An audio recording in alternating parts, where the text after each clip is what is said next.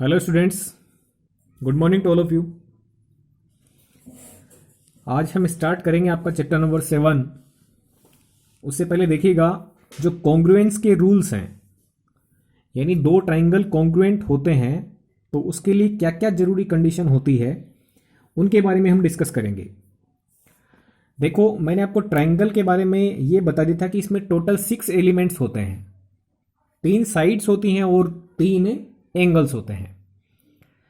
यदि इन 6 में से आपको कोई 3 इक्वल नजर आ जाते हैं तो आप बोल सकते हैं कि दोनों ट्राइंगल्स कॉन्ग्रुएंट होंगे। तो इस टाइप से आपके टोटल कॉन्ग्रुएंट होने के 5 रूल्स हैं जिनको हम एक एक करके डिस्कस करेंगे और आने वाले क्वेश्चंस में हम इसको अप्लाई करेंगे। ये जो कॉन्ग्रुएंस के रूल्स हैं ये आपके क्लास 10 में भी इक्वली इंपॉर्टेंट हैं और आगे आने वाले कॉम्पिटिशन्स में भी इनसे क्वेश्चन डेफिनेटली आते हैं। तो देखो, सबसे पहला हम रूल डिस्कस करेंगे SAS कॉन्ग्रुएंस रूल। देखो, S जो लिखा है उसका मतलब साइड से है और A है उसका मतलब एंगल से है। तो हमने लिखा है SAS कॉन्ग्रुएंस रूल।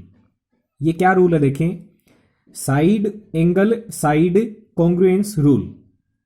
इसका मतलब है कि यदि आपके पास में दो ऐसे ट्राइंगल हों जिनमें दो साइड्स इक्वल हों और उन दोनों साइड्स के बीच का एंगल इक्वल हो, तब हम बोल सकते हैं कि दोनों ट्राइंगल्स कॉन्ग्रुएंट होंगे। यदि एक दूसरे पर उनको रख दिया जाएगा तो दोनों उसको पूरा पूरा कवर कर लेंगे। ठीक है, यानी उसमें सारी चीजें इक्वल हो जाएंगी। कॉन्ग्रुएंट होने में हम क्या बोलते हैं कि टोटल 6 एलिमेंट्स इक्वल होंगे तभी हम उनको कॉन्ग्रुएंट बोलेंगे। लेकिन यदि आपको इस टाइप से स्पेशल मिल जाए कि दो साइड्स इक्वल हैं और उनके बीच का एंगल इक्वल है, तो इट मीन्स बाकी बचे दोनों एंगल भी इक्वल होंगे और बाकी बची हुई एक साइड है वो भी दोनों ट्राइंगल में इक्वल हो जाएगी। तो केवल 3 ये एलिमेंट इक्वल होने से बाकी 3 एलिमेंट बचते हैं वो भी इक्वल हो जाते हैं। तो इसको बोलते हैं हम SAS कॉन्ग्रुएंस रूल। इसके प्रूफ आएंगे आपके क्लास 10 में।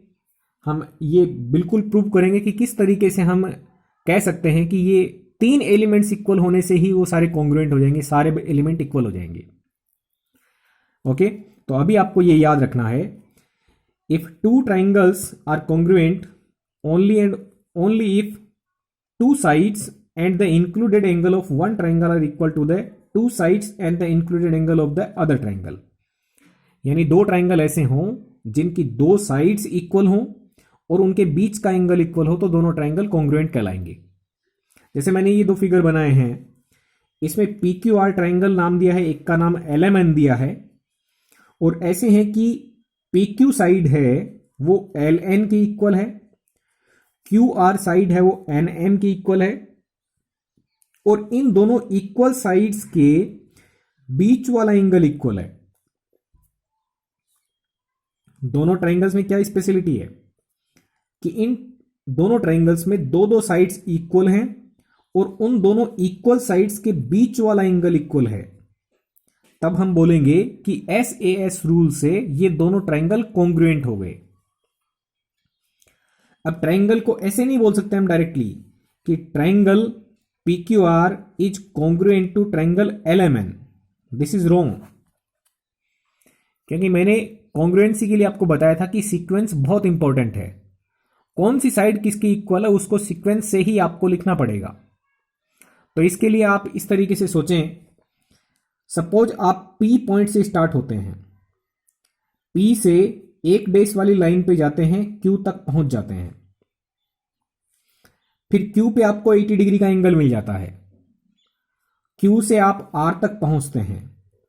तो इस ट्राइंगल को यदि आप लिख रहे हैं ट्राइंगल PQR, तो इसकी एक सीक्वेंस है। क्या सीक्वेंस है कि पहले आप एक डैश वाली लाइन पे मूव करें, Q पर पहुंचे, और Q से फिर डबल डैश वाली लाइन पे पहुंचे R तक। तो जिस तरीके से आपका मूवमेंट ट्राइंगल PQR में हुआ है उसी तरीके से मूवमेंट आपका इस ट्राइंगल LMN में होना चाहिए। तो जब हम इस ट्राइंगल का नाम लिखेंगे तो ऐसे नहीं हर कुछ लिख देंगे, इसमें आपको ठीक तरीके से सोच के लिखना पड़ेगा पहले आप P से Q तक गए थे तो एक बेस वाली लाइन पे गए थे, फिर Q पर आपको 80 डिग्री का एंगल मिल गया था, तो आप L पॉइंट से स्टार्ट होंगे, एक बेस वाली लाइन पे चलेंगे और 80 डिग्री वाले पॉइंट N पर पहुंच जाएंगे। तो आप L से स्टार्ट करेंगे, N तक पहुंचेंगे जहां पर आपको 80 डिग्री का एंगल मिलेगा, क्योंकि Q पर भी आपको 80 का एंगल मिला था।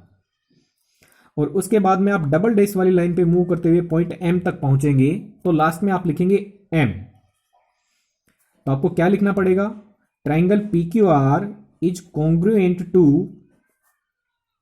ट्राइंगल LNM, न कि LMN। तो ये आपको ध्यान रखना है इसमें। अब सेकेंड रूल डिस्कस करते हैं, ट्रिपल एस कॉन्ग्रुएंस रूल। जैसा कि आपको इसमें नाम में दिखाई दे रहा है, ट्रिपल एस का मतलब साइड साइड साइड। तो यदि एक ट्राइंगल की तीनों साइड्स दूसरे ट्राइंगल की तीनों साइड्स की इक्वल हो जाती हैं, तो दोनों ट्राइंगल कॉन्ग्रुएंट हो जाते हैं। तो आप देखें, मैंने दो ट्राइंगल बनाए हैं, एक का नाम STU है, एक का नाम PQR मैंने दिया है। इस ट्राइंगल की तीनों साइड्स इस ट्राइंगल की तीनों कॉरस्पॉन्डिंग साइड्स की इक्वल हैं। ये साइड एक डैश वाली की इक्वल है, ये दो डैश वाली की इक्वल है, तीन डैश वाली की इक्वल है। अब मुझे यदि कॉन्ग्रुएंट का निशान लगा करके दोनों ट्राइंगल्स का नामकरण करना हो, इसको ठीक तरीके से लिखना हो कि कौन सा ट्राइंगल किसके कॉन्ग्रुएंट है, तो बहुत ठीक तरीके से सोचना पड़ेगा। सपोज आप T से स्टार्ट हो जाते हैं, T से आप S तक जा रहे हैं एक डैश वाली लाइन पर मूवमेंट करते हुए, फिर S से आप जा रहे हो डबल डैश वाली लाइन पे मूव करते हुए U तक, तो ट्राइंगल का नाम लिखा जाएगा TSU। ट्राइंगल का नाम लिखा जाएगा TSU। जब बारी PQR ट्राइंगल का नाम लिखने की आएगी, तो आपका मूवमेंट कैसे हुआ है, पहले एक डैश वाली पे फिर डबल डैश वाली पे, तो एक डैश वाली के बाद में डबल डैश वाली पे मूवमेंट होना चाहिए। तो इसका मतलब P से आप Q जाओ, फिर Q से आप R जाओ। पहले एक डैश वाली पे मूवमेंट, उसके बाद में डबल डैश वाली पे। तो इस ट्राइंगल का नाम लिखा जाएगा PQR। ठीक है, तो ये आपको स्पेशली ध्यान रखना है। आगे और रूल भी हम डिस्कस करेंगे, क्योंकि क्वेश्चन कई वैरायटी के बन के आते हैं। थर्ड वाले में देखो, ASA कॉन्ग्रुएंस रूल है आपका। इसमें क्या होता है, इसके नाम में सब है। ASA मीन्स क्या है? Angle side angle congruence rule. यानी यदि दो ट्राइंगल्स ऐसे हैं जिनमें दो एंगल इक्वल हैं और उनके बीच की साइड इक्वल है, तब हम बोलेंगे कि दोनों ट्राइंगल्स कॉन्ग्रुएंट हैं। दो एंगल इक्वल और उनके बीच की साइड इक्वल हो तो दोनों ट्राइंगल्स कैसे होंगे? कॉन्ग्रुएंट होंगे। जैसे मैंने दो फिगर बनाए हैं, इसमें इस ट्राइंगल के दो एंगल, एक 45 है, एक 95 है। एक दूसरा ट्राइंगल है जिसमें भी ये दो एंगल इक्वल है, 45 और 95। दोनों एंगल्स के बीच की साइड जितनी लंबी इस ट्राइंगल में है, उतनी ही लंबी इस ट्राइंगल में भी है। तो हम कह सकते हैं कि इसके तीनों एलिमेंट्स की इक्वल है, एंगल साइड एंगल। तो एंगल साइड एंगल, ये तीन एलिमेंट इक्वल होने से दोनों ट्राइंगल्स कैसे हो जाएंगे? कॉन्ग्रुएंट हो जाएंगे। अब इसका नॉमिनेशन करना है, कैसे इसका नाम लिखा जाएगा। तो देखो, मैं A पॉइंट से स्टार्ट होता हूं, सपोज 45 डिग्री एंगल पे हूं, फिर डबल डैश वाली लाइन पे मूव करते हुए मैं पॉइंट C तक जाता हूं, जहां पर मेरे को 95 का एंगल मिल जाता है। C के बाद में मेरा मूवमेंट होता है B तक, तो ट्राइंगल का नाम लिखा जाएगा ट्राइंगल ACB। जैसे आप इस ट्राइंगल का नाम लिखे हो वैसे ही इसका लिखना है। तो पहले आप 40 डिग्री वाले पॉइंट पे, 45 डिग्री वाले पॉइंट पे हो, फिर डबल डैश वाली लाइन पे मूवमेंट करते हुए Q तक जाओगे, फिर Q से आप P तक जाओगे। तो ट्राइंगल का नाम लिखा जाएगा RQP। ये ध्यान रखना है। फोर्थ वाले कॉन्ग्रुएंस रूल पे चलते हैं, एंगल एंगल साइड। इसमें ध्यान दीजिएगा, यदि ट्रायंगल में दो एंगल इक्वल हो और एक साइड इक्वल हो, इसमें देखो एस बाहर की साइड में है, बीच में नहीं है। एंगल एंगल साइड का मतलब क्या है कि कोई भी दो एंगल इक्वल हो और एक साइड इक्वल हो, तब हम बोलेंगे कि दोनों ट्रायंगल्स कॉन्ग्रुएंट हैं। एएसए में क्या था, दो एंगल इक्वल तो हैं लेकिन उसकी बीच वाली साइड इक्वल हो, तब रूल बोला जाएगा एएसए। और एएएस में क्या है, दो एंगल इक्वल हैं और साइड कोई सी भी इक्वल हो, तो दो एंगल एक साइड इक्वल हो तो डबल एएस रूल लगेगा और हम बोलेंगे कि दोनों ट्रायंगल्स कॉन्ग्रुएंट हैं।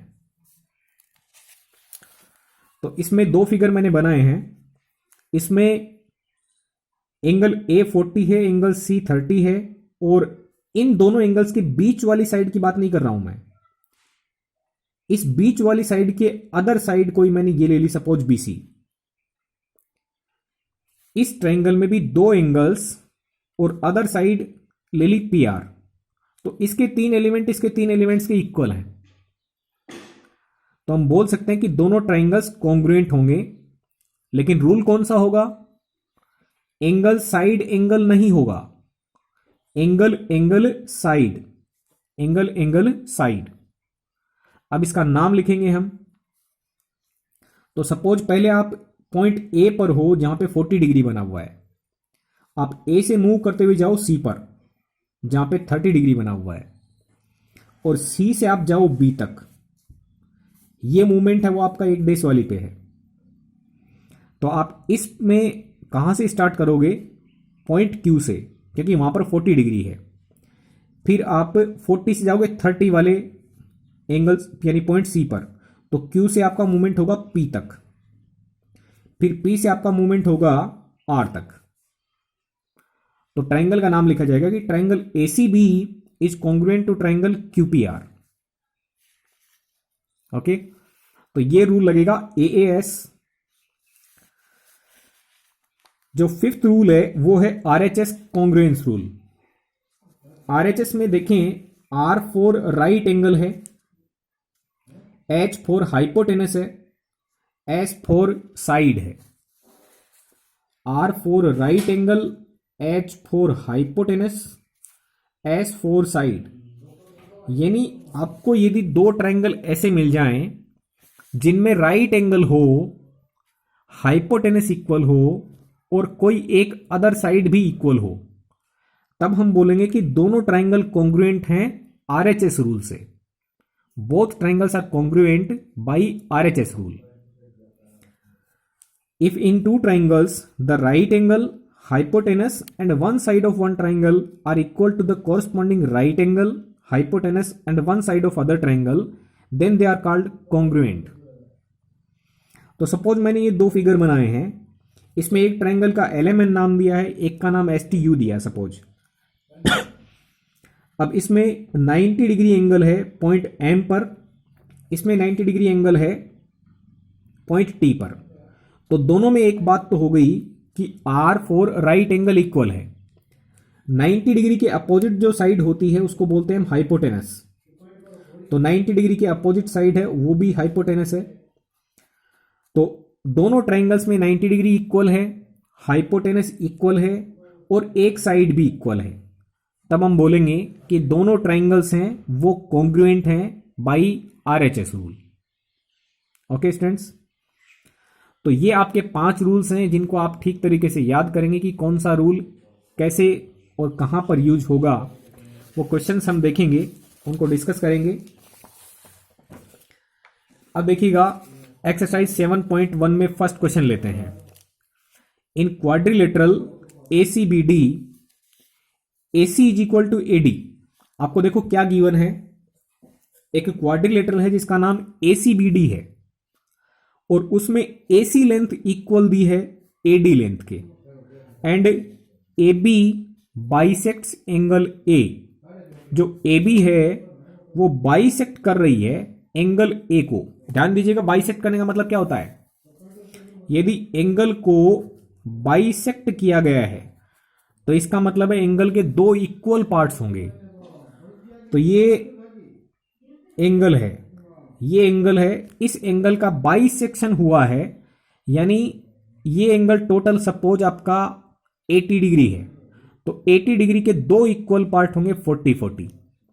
सपोज ये एंगल 60 डिग्री है, तो ए बी यदि इस एंगल ए 60 डिग्री को बाइसेक्ट करेगी तो पार्ट बनेंगे 30-30, यानी दोनों एंगल इक्वल बनेंगे। बाइसेक्ट करने का मतलब क्या है कि एंगल ए को ए बी दो इक्वल पार्ट्स में डिवाइड कर देगी। ओके, तो ये इंपॉर्टेंट जानकारी है इसके अंदर। ये देखा कि AC इक्वल AD है, आपसे बोला है show that triangle ABC is congruent to triangle ABD and what can you say about BC and BD। तो इसमें देखो जो इक्वल पार्ट्स दे रखे हैं और जो इक्वल एंगल हैं तो उनसे दो ट्राइंगल बने हुए हैं, एक ट्राइंगल ABC है और एक ट्राइंगल ABD है। तो इन दोनों ट्राइंगल्स को मैं अलग अलग काट के रखता हूं। देखो सपोज इस तरीके से ये A है, ये C है और ये B है। यदि दूसरे ट्राइंगल की बात करूं मैं तो ये इस तरीके से है, ये A, ये B और ये D। और यहां पर आप देखेंगे कि AC थी वो AD की इक्वल थी। अब दोनों ट्राइंगल्स में आपको तीन चीजें इक्वल दिखाई देनी जरूरी हैं ताकि कॉन्ग्रुएंस का रूल लग जाए। लेकिन आपको तो ये दिखाई दे रहा कि AC इक्वल AD दे रखी है, तो ये तो इक्वल है इसके। AB बाइसेक्ट कर रहा है एंगल A को, इसका मतलब ये पार्ट और ये पार्ट एंगल के हाफ हाफ यानी इक्वल हो गए। तो दो एलिमेंट तो इक्वल हो गए। अब तीसरा एलिमेंट आपको अपने कॉमन सेंस से देखना है कि AB जो है वो इन दोनों ट्राइंगल में कॉमन साइड ही तो है। इस ABC ट्राइंगल में भी काम में आ रही है और ABD ट्राइंगल में भी काम में आ रही है, तो इसका मतलब ये जो लेंथ होगी वो इस AB की इक्वल ही तो है। AB और AB इक्वल ही तो है। अब इन तीनों दोनों ट्राइंगल को देखें आप, तो इसमें आपको तीन एलिमेंट्स इक्वल नजर आ जाएंगे। ये साइड इसके इक्वल, ये साइड इसके इक्वल, और दोनों इक्वल साइड्स के बीच का एंगल इक्वल। दो साइड्स के बीच का एंगल इक्वल हो तो कौन सा रूल लग जाता है? SAS rule. तो दोनों ट्राइंगल SAS रूल से क्या हो जाएंगे? कॉन्ग्रुएंट। तो पहला पार्ट तो प्रूव हो जाएगा। ठीक है, अब दूसरा इसने ये बोला है कि what can you say about BC and BD। तो देखो जब ये दोनों ट्राइंगल कॉन्ग्रुएंट ही हो गए तो इसके सारे पार्ट्स ही इक्वल हो जाएंगे, यानी ये जो पार्ट बचा है वो इसके इक्वल हो जाएगा, यानी BC साइड किसके इक्वल हो जाएगी? BD साइड के। हाँ, तो हम बोलेंगे कि corresponding pair of congruent triangles equal होते हैं। ये जो मैं CPCT वर्ड यूज करूंगा आगे, तो इसका मतलब क्या निकलेगा? Corresponding pair of congruent triangles. Pair क्या होता है? दो का जोड़ा। ये साइड इसके इक्वल है तो ये कोरस्पॉन्डिंग पेयर है, ये साइड इसकी इक्वल है तो ये भी कोरस्पॉन्डिंग पेयर है, ये एंगल इसके इक्वल है तो ये दोनों भी कोरस्पॉन्डिंग पेयर हैं। एंगल C की बात करूं तो ये एंगल D के इक्वल होगा, तो ये भी corresponding pair of congruent triangles हैं। एंगल B की बात करूं तो ये एंगल B के इक्वल होगा, ये भी कोरस्पॉन्डिंग पेयर है। पेयर का मतलब दो दो, तो कौन सा किसके इक्वल है? वो पेयर बनेगा। तो BC साइड BD की इक्वल होगी क्योंकि ये दोनों मिलकर के कोरस्पॉन्डिंग पेयर बना रहे हैं कॉन्ग्रुएंट ट्राइंगल्स में। तो इसको शॉर्ट में हम यूज करेंगे BC will be equal to BD because these two sides are making corresponding pair of congruent triangles. Congruent triangles के कोरस्पॉन्डिंग पेयर बना रही हैं दोनों साइड्स। अब लिखने का तरीका देखो, जिन दो ट्राइंगल्स को आपको कॉन्ग्रुएंट प्रूव करना है उनके लिए आप क्या करेंगे? आप लिखेंगे इन ट्राइंगल ABC, जिसका नाम आप यहां पर कुछ भी लिख सकते हैं, ABC लिख दो, ACB लिख दो, या फिर BCA लिख दो, या BAC लिख दो, doesn't matter. In triangle ABC and in triangle ABD, मतलब वो दो ट्राइंगल आप उठाओगे जिनको आपको कॉन्ग्रुएंट प्रूव करना है। फिर आप उसमें कॉमन चीजें देखोगे कि कौन कौन सी इक्वल है। तो देखो सबसे पहले AC इक्वल AD, इन दोनों ट्राइंगल्स में क्या बातें इक्वल हैं? AC साइड AD की इक्वल है, AC इक्वल AD, ये आपको गिवन है, ये दे रखी है। एंगल CAB ये होगा एंगल DAB के इक्वल। तो ये एंगल इसके इक्वल क्यों है? क्योंकि ये भी आपको बता रखा है कि AB जो है वो बाइसेक्ट कर रही है एंगल A को, इसलिए एंगल CAB और एंगल DAB दोनों इक्वल होंगे। तीसरी बात देखें तो इन दोनों ट्राइंगल्स में AB और AB ये दोनों इक्वल हैं। ABC ट्राइंगल में AB जितनी लंबी है उतनी ही ABD ट्राइंगल में AB है, तो ये कॉमन साइड हो गई दोनों ट्राइंगल में। तो आप देखेंगे कि तीन चीजें इक्वल हो गई, ये साइड, ये बीच का एंगल और ये साइड। तो आप देखेंगे कि SAS यानी तीन एलिमेंट इक्वल हो गए, तो हम लिख सकते हैं कि by SAS congruence rule these two triangles will be congruent. अब जब इसका नाम लिखा जाएगा तो किस तरीके से लिखेंगे? देखो ABC की बात की गई है, तो A B और फिर C। तो A कौन सा पॉइंट था जहां पर एंगल बना हुआ था, तो दोनों में शुरुआत में A लिखा जाएगा। उसके बाद में A से आप B पे मूव करे हो और B से फिर C पे गए हो, तो जो कॉमन साइड थी उसके अलोंग चलोगे। तो यहां से स्टार्ट करके आप B तक जाओगे, फिर B से D तक जाओगे। तो इसमें तो ABC नाम लिखा जाएगा और इसमें ABD नाम लिखा जाएगा। ओके स्टूडेंट्स, इस तरीके से आप ये जो प्रूव करने वाले क्वेश्चंस हैं इनको डिस्कस करेंगे। ओके स्टूडेंट्स, 7.1 में क्वेश्चन नंबर 2 देखिएगा। ABCD is a quadrilateral, ABCD is a quadrilateral in which AD equal BC। इसमें बोला है कि ABCD है वो एक क्वाड्रिलेटरल है, उसमें AD लेंथ जितनी है उतनी ही BC लेंथ है, ये पहली जानकारी दे दी है। एंड एंगल DAB, DAB ध्यान दीजिएगा, DAB का मतलब ये एंगल इक्वल है एंगल CBA के, CBA इसके इक्वल है। देन आपको कितनी चीजें प्रूव करनी, देखो इसमें तीन पार्ट्स प्रूव करने हैं। Then prove that triangle ABD is congruent to triangle BAC, ये आपको प्रूव करना है। सेकेंड पार्ट आपको प्रूव करना है कि length BD is equal to length AC। Third part आपको प्रूव करना है कि एंगल ABD यानी ये एंगल इक्वल होगा एंगल BAC इस एंगल के, यानी ये एंगल, इसकी बात कर रहा हूं, ये एंगल इसके इक्वल होना चाहिए। तो इक्वल प्रूव करने के लिए या कॉन्ग्रुएंट प्रूव करने के लिए हमें जिन ट्राइंगल्स की बात की गई है उन्हीं को सेलेक्ट करना है। अब देखो ये दो ट्राइंगल हमें कॉन्ग्रुएंट प्रूव करने हैं, तो इन दोनों को काट के आप अलग रख लें। मैं बात करूं ABD की, तो ABD हम इस तरीके से देखेंगे, ये A पॉइंट है, ये B पॉइंट है, ये D पॉइंट है। यहां पे AD पर एक डैश है, ठीक है, और ABD उठाया है तो ये एंगल है। फिर BAC उठा लें, BAC, तो ये इस तरीके से है, ये पॉइंट B है, ये पॉइंट A है और ये पॉइंट C है। अब देखो BC पर भी एक डैश लगा हुआ है, तो BC पर मैंने एक डैश लगा दिया। और फिर ABC की बात करें तो यहां पर भी ये एंगल है। अब इन दोनों ट्राइंगल्स में आप ठीक से देखें कि इसमें दो एलिमेंट तो इक्वल हैं, ये साइड इसके इक्वल है, ये एंगल इसके इक्वल है।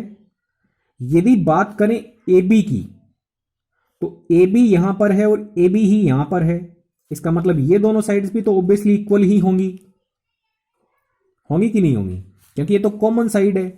ABD ट्राइंगल में भी AB काम में आ रही है और ABC ट्राइंगल बनने के लिए भी AB काम में आ रही है, तो दोनों ट्राइंगल्स में AB की लेंथ इक्वल ही तो होगी। अब देखो इन दोनों ट्राइंगल्स में, ये दो ट्राइंगल लिए एबीडी और बीएसी, तो इन दोनों ट्राइंगल्स में तीन बातें इक्वल हो गई है। सबसे पहले बात करें AB की, तो AB इक्वल AB, ये कॉमन साइड है। फिर बात करें बीच वाले एंगल की, तो एंगल BAD इस ट्राइंगल का इक्वल है ट्राइंगल एंगल ABC के, या कह दें कि DAB इक्वल होगा CBA के। कैसे भी इसका नाम देना है एंगल का, तो ये एंगल इक्वल हो गए। फिर बात करें AD इक्वल BC के, तो ये आपको दी गई है, AD इक्वल BC आपको गिवन है।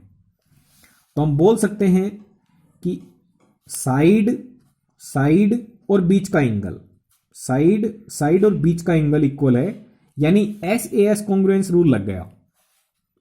तो हम कह सकते हैं कि by SAS congruence rule triangle ABD is congruent to triangle BAC। ये इसका पहला पार्ट हुआ।